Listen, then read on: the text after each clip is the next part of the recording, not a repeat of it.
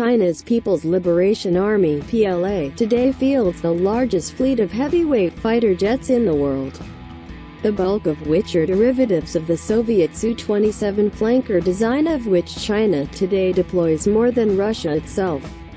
These fighters are split between the PLA Air Force and PLA Navy. And other than the JH-7 strike fighter, which is not optimized for air-to-air combat, all are flanker derivatives, including the Su-27, Su-30, Su-35, J-11B, J-15 and J-16. China's first heavyweight air superiority fighter, which was not derived from the flanker, entered service in early 2017, the Chengdu J-20 Mighty Dragon, 5th-generation stealth fighter. The J-20 was the first 5th-generation fighter to complete development outside the United States, and to this day remains one of just 3 in service alongside its American analog, the F-22 Raptor, and its lighter and cheaper counterpart, the F-35. The new fighter revolutionized the PLA's aerial warfare capabilities and has seen its capabilities improved considerably in the 3 years since it entered service.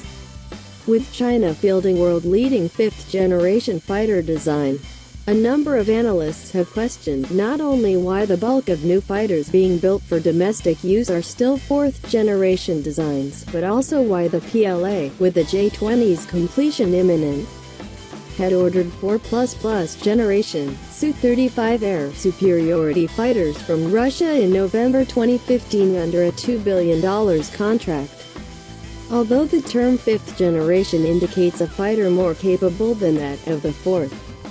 Just as 4th generation fighters such as the American F-15 were more capable than their 3rd generation predecessors, the F-4S.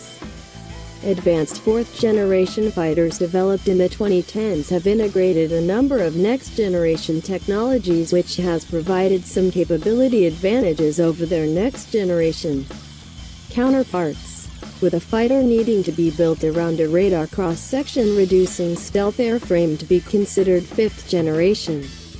This has excluded many very high-end 4th generation designs, most notably the Su-35 flanker E and its lighter and newer counterpart, the MiG-35, which fails to give credit to their high sophistication and their considerable performance advantages over rival jets.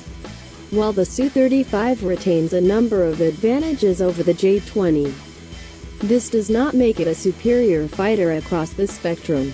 The Chinese fighter's radar-evading stealth profile, its capacity for larger sensors, and its integration of a number of next-generation technologies such as distributed aperture systems make it more than a match for the flanker in long-range engagements.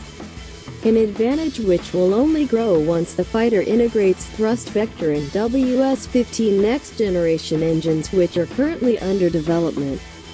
Even with the J-20 performing better than the flanker, however, the People's Liberation Army still has a strong reason to purchase the Russian jets.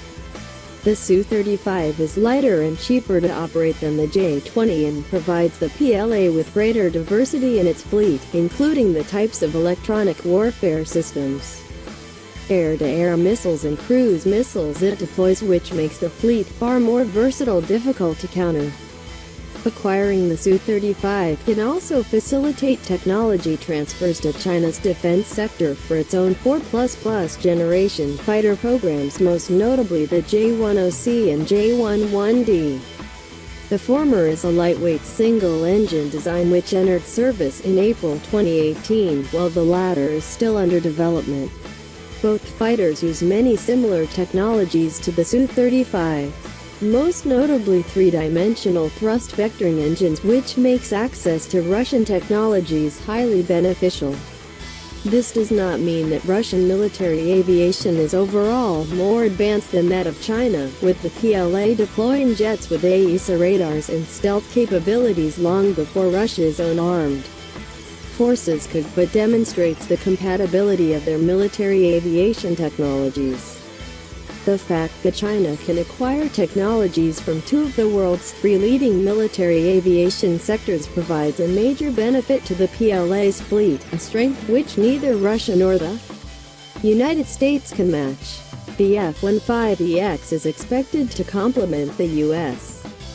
Air Force's fifth-generation F-22. In much the same way, the Su-35 complements the PLA Air Force's J-20, although without the benefits of technology transfers and a greater diversification of weapons and electronic warfare systems which purchasing a foreign design brings.